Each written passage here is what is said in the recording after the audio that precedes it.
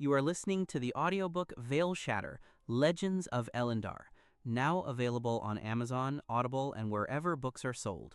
Featuring our three unforgettable heroes, an epic adventure begins. Expelled into dawn. The world tilted, a slow unraveling, as if all gravity and certainty leaked away. With the rift's last, sighing breath, the labyrinth of broken memory folded in on itself, walls dissolving to vapor, echoes scattering like startled doves. Liora felt the magic buckle beneath her, the runes along her skin flashing in a final, feverish pulse. She braced herself, but there was no footing, only the vertigo of release.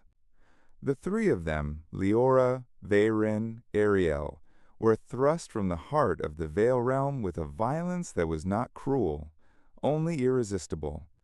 Reality snapped tight as a drawn sling, flinging their battered souls through dissolving corridors and half-sung remnants of all that had gone before. A rushing wind slammed against Liora's chest, claws of sensation raking skin and spirit alike, tearing away fragments yet leaving her impossibly whole. Then, all at once, she was outside. The world beyond the rift had not waited for them. Grass, slick with new dew, curled beneath Liora's sprawled form. She gasped, air thick and cold and gloriously stained by the first fire of the sun. The scent of soil and crushed roots filled her nose. The ancient stone, still faintly seared by spectral heat, offered scant comfort to aching limbs. The runes along her arms had faded to gray, blood scalloped in dried lines, the burden of soul-weaving spent to its last drop. Liora rolled onto her back, blinking at the changing sky, sable softening to cobalt. Pink brushed along the ragged eastern rim, her breath stuttered in the hush. Around her, the grass seemed to hum, trembling as if the rift's fading music still threaded the air. For a long moment she simply lay there, feeling the earth beneath her, the pulse of a world unshackled from hunger. Inside, everything was changed. She drifted in the strange new space of herself, unsure which thoughts were wholly hers. A handful of voices felt more distant than before, as if Talon's echo and the rift's uncountable spilled memories had each left a thumbprint, visible only in the angle of her grief. Erielle tumbled free a heartbeat later, landing half-sprawled in the grass beside her. Moonwater and blood marked the alchemist's trembling hands. Her breathing came in hiccuping sobs, half laughter, half anguish. She pushed herself upright, fingers scrabbling in the loam as if to prove, by grasp and grit alone, that she truly existed within the flesh and not mere memory. Then Veyran appeared, hurled from the mouth of the rift like a rag in the jaws of a gale. He hit the ground hard, rolled, and ended kneeling, head bent. His hands were pressed flat to the earth, drawing wild, shuddering breaths. Lightning still flickering, faint and unsteady along the pale streak burned into his hair by the ordeal. The ring on his finger, once vibrant with skyfire, had dulled, its power guttered away to a hibernating hush. For a time, none of them spoke. The hush deepened, as though the land itself was holding its breath, measuring them against the cost it had demanded. Slowly, Liora gathered herself, letting awareness bloom outward from her battered core. Every muscle protested. Her magic lay empty in her bones, a fatigue not just physical, but bone-deep, veined with shadows of what she'd surrendered. When she tried to sit, the world swam for a moment. Colors sharp as glass, memories wrapping and unwrapping themselves in a slow dance. Were these still her memories? She gripped the grass. Names and moments slipped by, half recognized. Her mother at the threshold in maroon, hands dusted with chalk from the day's rune work, Talon's half smile as he'd set the memory key in her palm before vanishing to buy them just enough time. the bitter cold of the rift's heart, and the collective longing of so many lost. Beside her, Erielle slumped, sweat slick along her brow, hands cradled together like spilled relics. She looked at Liora with eyes rimmed red but blazing with fierce and unspeakable relief. "You did it," she whispered. "God's above and under. We're here." Liora managed a nod. The words would not come. Something elemental had been severed in her, something stitched anew in its place.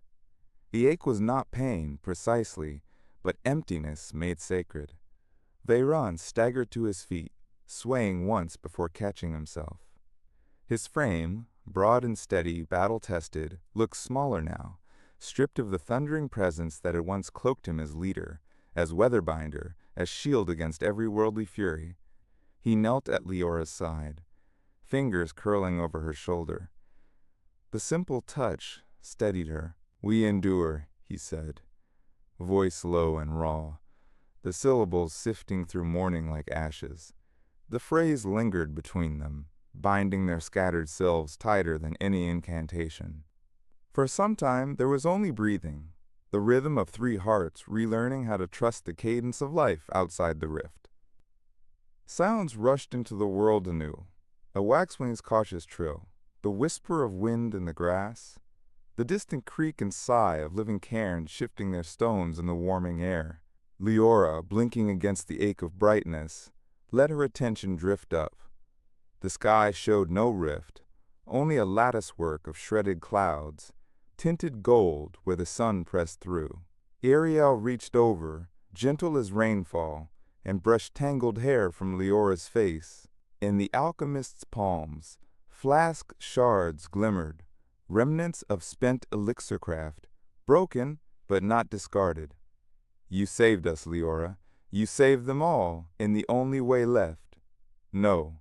Liora's voice was barely more than a breath, the word bitter and blessed on her tongue. "Not all. Not the way I wanted." Her tongue thickened around Talon's name, the echo she still carried, soft as a breath on the nape of her neck, an ache where love and loss now braided forever. Erielle squeezed, neither forgiving nor denying. The rift's price lay between them as surely as the sunrise, a gulf bridged, but not forgotten. They turned as one to watch the place where the rift had been. Nothing remained save a gash in the earth, raw, quiet, its edges slicked with fresh grass already clawing inward. Threads of rune light flickered at its border, living testimony to the spell that had closed it. From deep within, a last whisper uncoiled. Endersmach's voice diminished, yet weirdly gentle, carrying both warning and benediction. "Bear it. Remember." Liora shivered, the chill skittering down her spine, as if each vertebra remembered a different past. The memory key was gone. In its place, nothing but an ache, a cornerstone lost from a long-beloved tower. She closed her eyes and pressed her palm to her breastbone, willing herself to rise, to answer the world's new summons. Veyran stood first, an effort plain in his trembling bones. He held out a hand, not the confident gesture of a leader steering ship or shattering storm, but quiet, unsure. She took it, feeling the pulse of current still alive beneath his skin, now slow and fragile. As he pulled her gently to her feet, Erielle rose too, supporting them both for a moment that lingered longer than any incantation's echo. The trio, what was left of their company, marked by loss, reshaped by grace, stood at the breaking edge of dawn. Ahead, the land of Marune stretched into wounded beauty. Velak Wood's sentient boughs shimmered with new growth, ancient runes shifting as if in thanks. From the lakes, faint mist rose, cloaking the roots of distant Tor. In the hush, the world itself seemed tentative, as if unsure which dreams to trust after a night so thoroughly broken and remade. A Verelian songbird emerged from a tangle of shadowthorn, half light, half living echo, wingtips scattering sun's first gold across their path. It sang, A thread of hope so piercingly bright, Leora's heart ached with a longing she could finally allow herself to hold. Each of them carried their own wounds.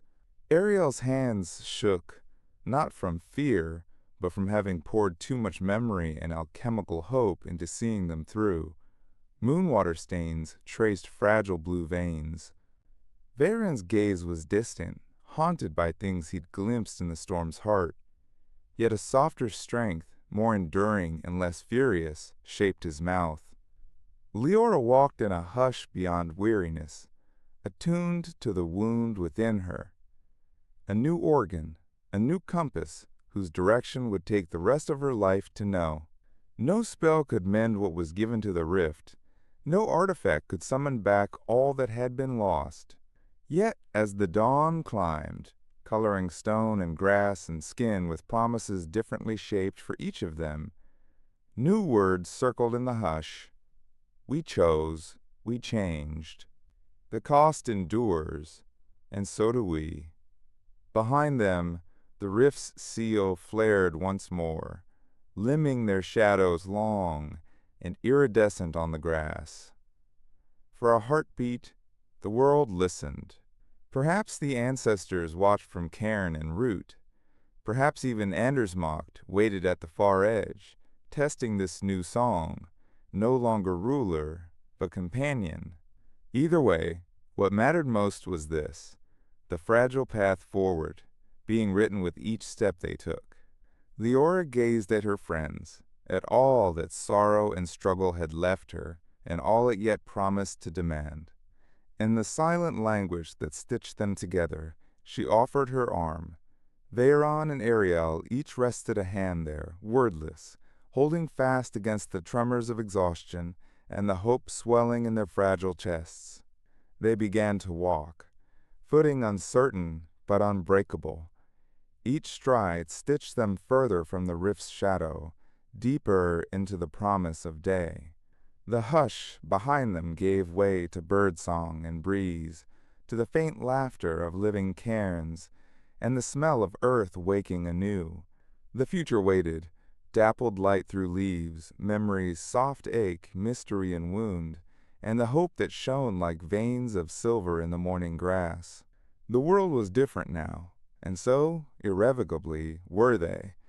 Dawn pressed gold against the horizon, blessing the three with its first, honest warmth. And as they moved on, scarred, changed, and unfinished, a hush of remembrance moved with them, the music of loss and healing braided tight. The rift slumbered behind a veil of grass and song, its story not forgotten but transformed. Ahead, the world beckoned, not innocent, not untouched, but brightened for a moment by possibility.